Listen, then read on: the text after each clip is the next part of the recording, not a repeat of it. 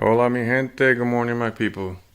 Today is Christmas morning and let's see what Santa Claus has bought for our Jeep. As you can see, we got some lights for underneath the dash just to make it a little brighter. It's a little kind of dark at night. I don't have no interior lights. These are RGB car LED strip lights. Once I install them, they come with a remote. It could also work off your cell phone, which is what I like. There's 4 of them. So 2 for the front, 2 for the back. Once I saw that, I'll put it in the description. And if you like them, you can buy them. Also, for Christmas, I got some speakers.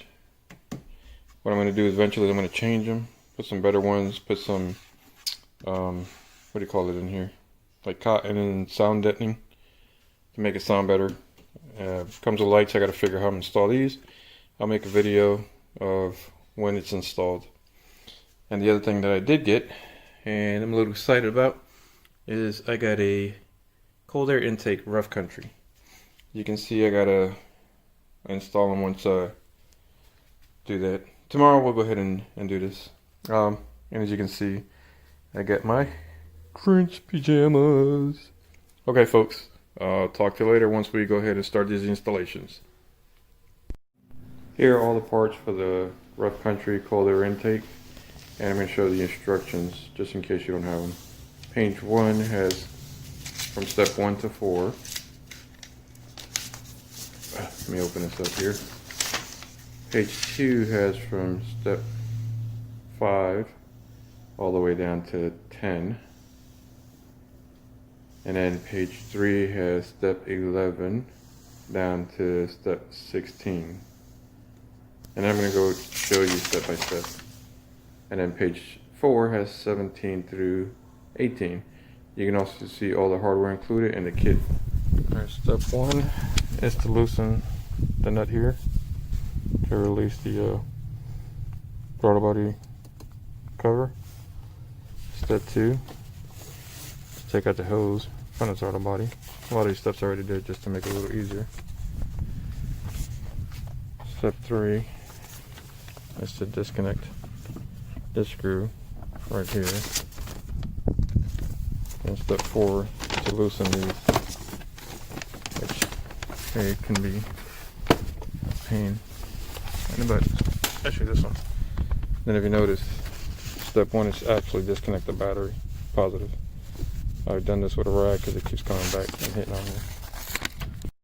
Alright, now that that's out, the next step is to remove the 3 bolts that you see in here. This one, and this one. With a 7/16 socket. Then you can remove the stock air box from the vehicle. The instructions said to use a 7/16, but I don't know if it's because of the year of the Jeep. It's actually a 5/16. I've taken it off. As you can see, it's dirty. I'm a little anal, so I'm gonna go ahead and wipe this down first. Alright, as you can see, I cleaned it up pretty good. I love using this turtle wax ice seal and shine. The next step after that is to take out the bolt, which is right here on the radiator, because you're going to need to install these pieces here. Now there's 2 of them. As you can see, one of them is straight up and the other one's on an angle, one's longer than the other. You have to take this one and install the nut on here, and then you're going to go and place it back on here. Alright, now step number 9, we got to take the heat shield, weather stripping shield, and place it around the whole entire edge of the heat shield here. So I go ahead and do that and get back with you.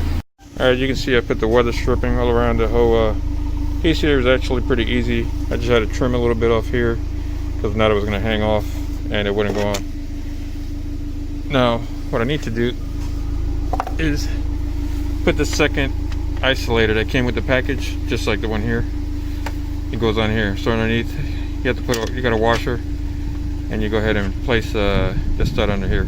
Tighten it down, and then we'll get to the next step.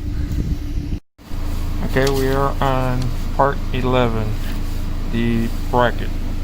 Now the only thing I don't like is in the pictures, it doesn't show exactly how to do it. I'm going to show you, and hopefully I'm doing it right. If it's wrong, I'll put it back. As you can see, there's sticking out here. This washer here is concave, so I'm figuring this goes here. You take the L-shaped bracket, put a washer that comes in the package, hit the screw, goes here. Then you just take another washer, put it on, take this nut, put it on here. Now saying don't tighten it yet, that's what the instructions say. Saying assemble the intake tube bracket as shown in photo 11 with the bracket, conical washer, L bracket, and 6mm and 12mm bolt, flat washer, and lock nut. Do not tighten at this time. And then now saying to install it on the bottom half of the heat shield with the supply 6mm and 16mm bolt, flat washer, and nylock nut, and don't tighten at this time either. I'm gonna go ahead and do that part. Okay, so it's set to install the nut with the washer here, and the other one that goes with the radiator bracket here. I just don't like the way it feels right now, so but let me go ahead and keep the installation. Maybe it'll get tight once I'm done. This is a finished product. You may have to make sure everything's tightened down pretty tight. This was a pain in the butt here, but it got done. And actually sounds pretty good.